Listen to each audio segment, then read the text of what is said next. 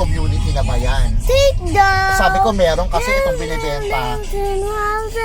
Yung complete turnover, yung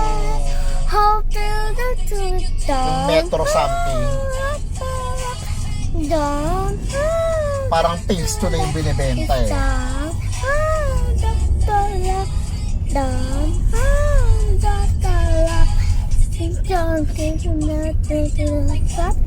Take down.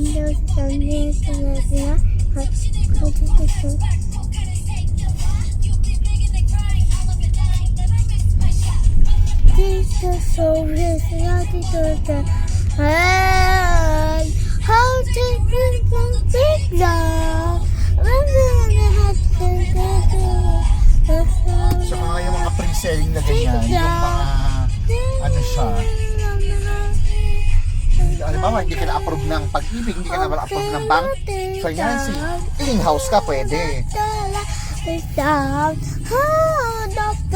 Kapag may existing community na kaya yung mga RFO na siya, usually hindi na pwede ng in-house yung mga ganon.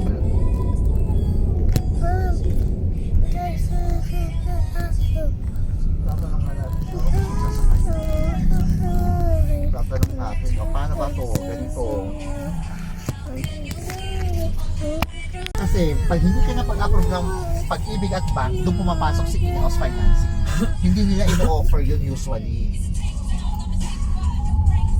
What? Stay down, what?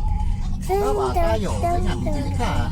So, ito yung salary, ano ko, basta ganyan, ito yung monthly income ko. Down. Ayan, down payment, nagkano ka na.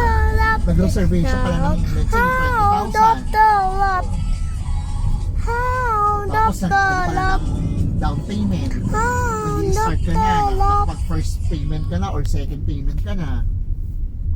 Bigla, pagdating ng